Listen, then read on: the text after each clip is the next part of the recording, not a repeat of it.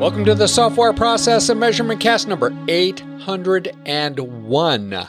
I'm Tom Kegley, your host today. The SPaMCAST 801 will examine the question, when is not having clear priorities a winning strategy? While the answer may seem self-evident, I'm not sure people and organizations put their money where their mouth is.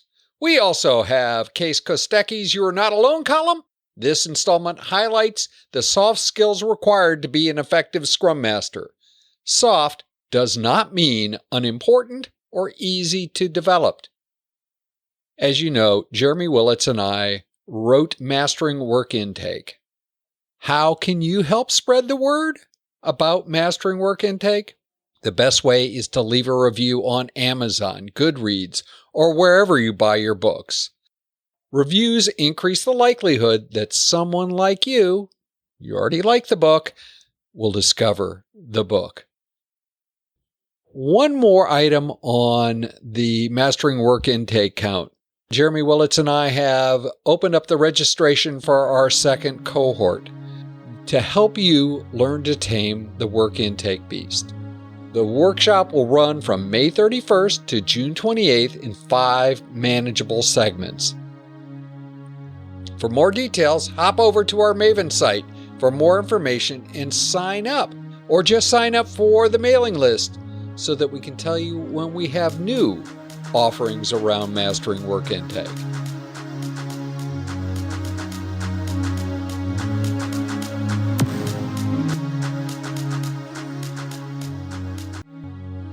Winning without focus, myth debunked.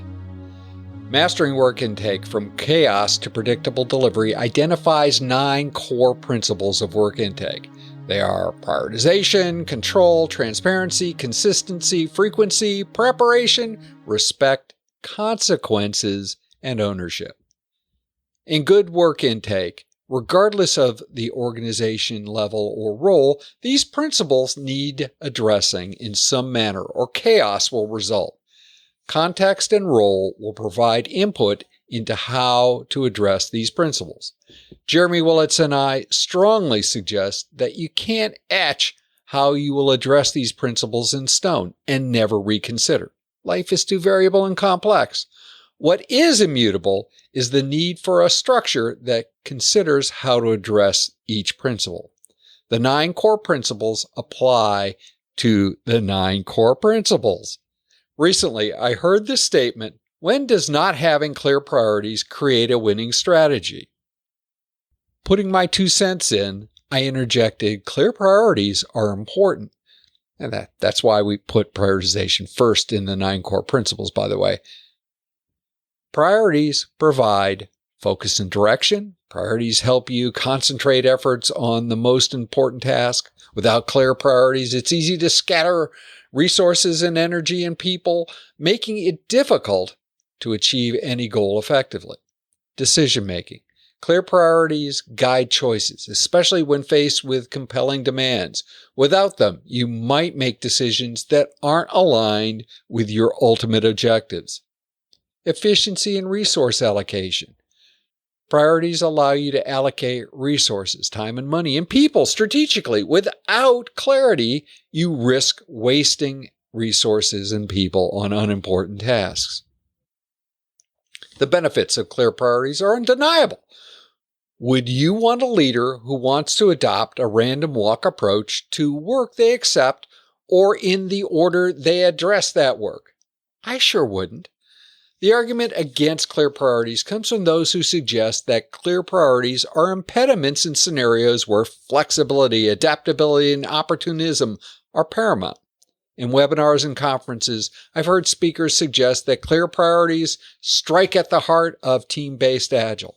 They state that what teams need is flexibility to respond quickly to changes and deliver value more effectively.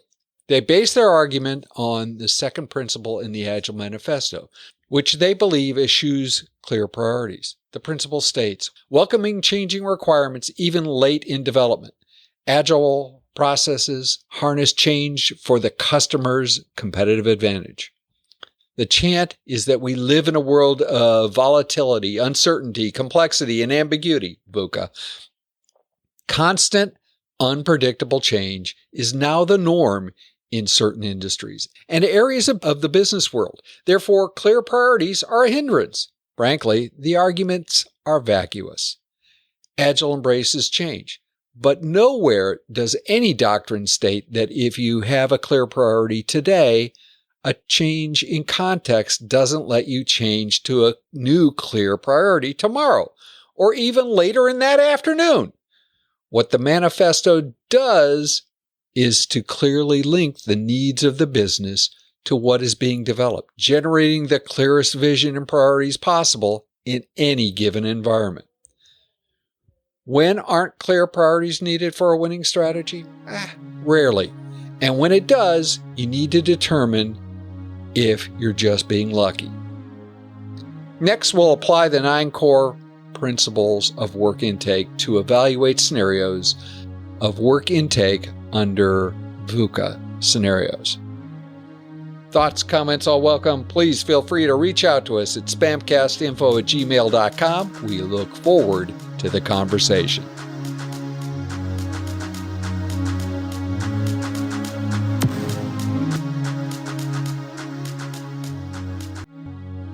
Kies Kostaqi, welcome to the Software Process and Measurement Cast.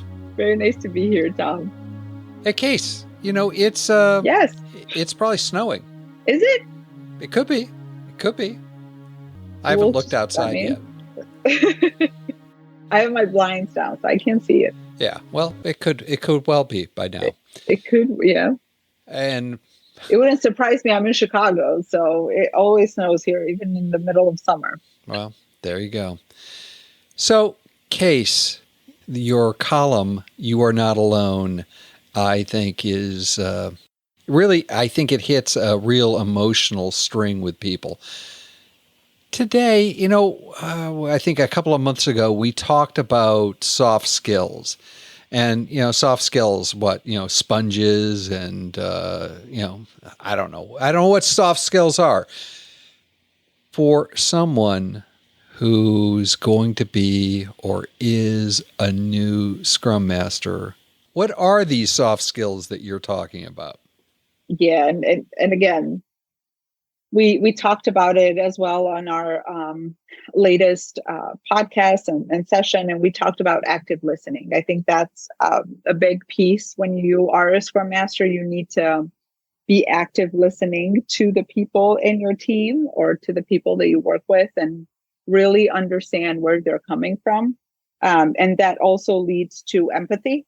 You have to be empathetic to all the people on the team that you're working with and understand the challenges that they're going through and the environment around them and how is that environment affecting them and affecting their actions.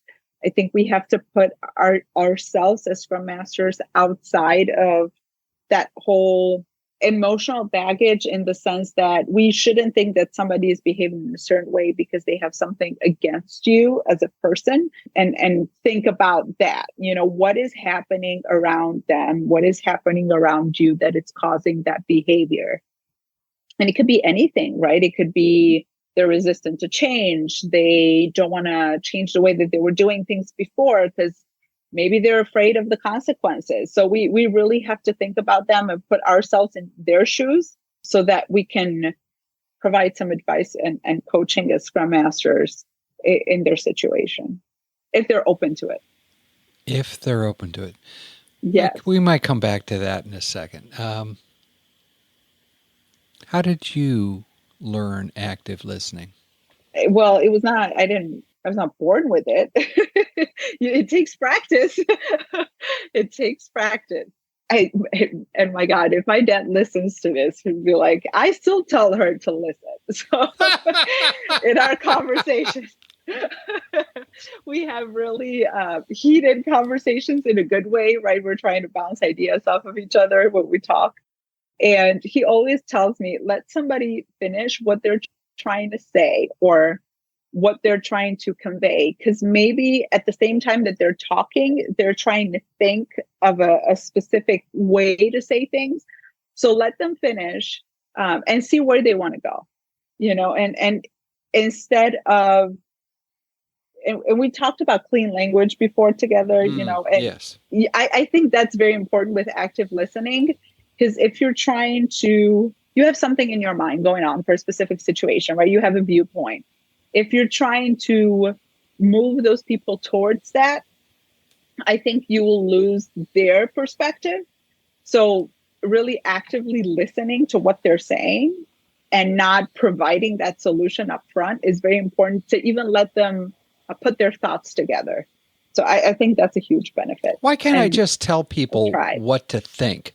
I mean, this would be so much easier. I'll just tell you what to think, and therefore then I'll listen to you, because I don't want to listen to somebody who doesn't think the way I want them to think. It will make a marriage just so much easier, won't it? Tell your significant other, just listen to what I'm saying. It doesn't work that way. People oftentimes, they will do the opposite of what you're telling them to do just because they want to prove you wrong. And when I was in high school, I had a teacher that would always tell me, no, don't do this, because if you do it, you're going to fail. And I worked so hard. It affected my health at some point to prove them wrong. I did the opposite, because I was like, no, I can do this. And I worked so hard to prove them wrong. So don't tell people what to do. They're either going to do the opposite and you're going to get a worse outcome than what you were expecting, or it's going to make them combative and argumentative, and you're going to destroy that relationship. So let them be. How would a Scrum Master actually help their team learn active listening? Respect each other. And we do we do team agreements in the beginning when a team gets formed, but we also look at them. I have a team right now that we're going to review our team agreement, because there has been so many shifts in the team. We've got new team members. Some of them have left.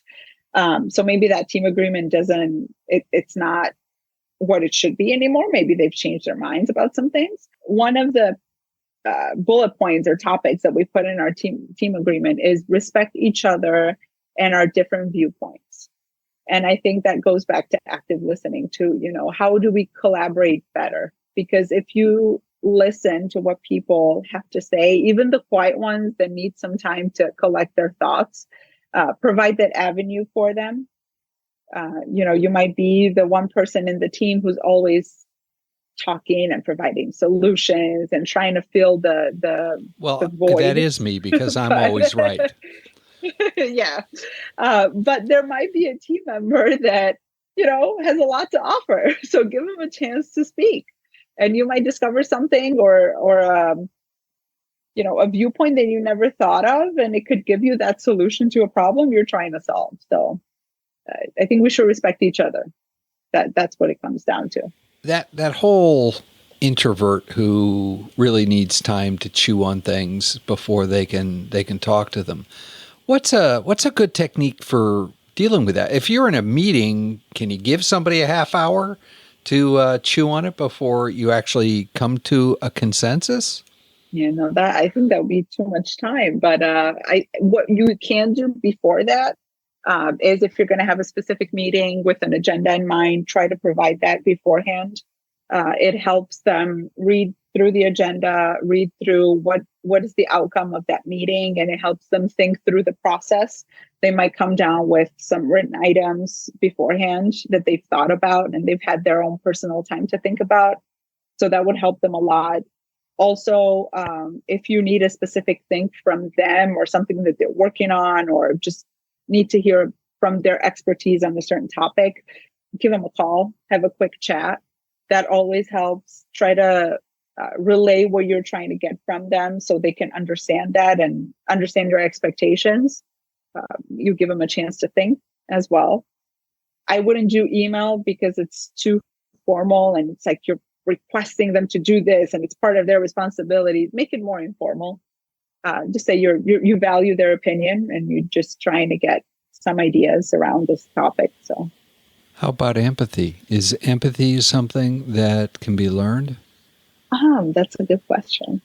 Not for people that don't have, not for psychopaths. They don't have empathy in their brain. But that's not the people you're talking about. I hope not. Could you see a team with 2 or 3 psychopaths on it? Trying to code. No. Yeah, making a funny face. That would, I wouldn't want to have anything to do with them. Think about when we're trying to build a product, right? Or we're trying to provide a service. We put ourselves in the mind of the user, and we create sometimes what is called an empathy map, right? So creating that empathy map, would you say that you're teaching somebody how to be empathetic? Probably not. But what you're doing is you're putting yourself or people in your team to think about what would that person want? What are their needs? What do they see? How do they perceive things? So by doing that, you're putting yourself in their shoes and thinking about the outcome from their perspective. And as people in IT or people in information services, that can provide you a different way to think and to code maybe, or to deliver a specific product or service. So can you teach it? I don't know if you can teach empathy. You can teach skills to be empathetic and be and put yourself in somebody else's shoes. I think I see the distinction. So I would suggest that teaching them those skills may not make them. I agree. So I see that point. But it also might rub off too. That would be good. That would be good. Everything will be good in the world if we're all empathetic. What happens when a leader of a team is not empathetic? It can really affect the outcome of the team. I mean, if the leader, and I don't want to use the word doesn't care, but it's not empathetic towards their team, it can affect the way that the team is performing. And what I mean by that is they might, go to work or turn on their computer these days from their beds because they're working remote and try to code, and, they're going in there and doing tickets and doing all of that. But it means nothing to them. They don't think they're providing a value. They're just going around and just following a process. And at the end of the day, they log off and that's it. And it just becomes something redundant. At the end of the day, they're not, like we said, they're not putting themselves in somebody's shoes. They're just doing something because somebody told them to do it. I believe the value would be way less. And then people get into this mindset that, oh, well, if they don't care, then I don't care. So you switch the way that you think, you switch the way that you act and collaborate with other people to deliver that bigger value. And in the world that we're in, I'm in healthcare, that is dangerous. That is very dangerous because at the end of the day, we're doing this for patients. So if we don't care, then what are we doing this for, right? So that is something very dangerous to do, and having that leader could really endanger how the team is performing or collaborating or how they're making decisions. I think it can also cause pockets of very deep fear within the team. So, Kies, again, fantastic. If someone were struggling with what kind of soft skills they need, how to think about empathy, how to think about active listening, how would they continue that conversation with you? Reach out to me on LinkedIn. We can have a virtual coffee chat. We can talk about that. I'm always open into listening to new ideas, maybe something I haven't tried before. I feel that, especially with new Scrum Masters, you get a different perspective. So I'm always open to that, and I would like to try new things. And again, you're not alone. So sharing the wealth, sharing the challenges, and please reach out to me on LinkedIn. Until next month, Kies, thank you for making sure that our new Scrum Masters are not alone. Thank you, Tom.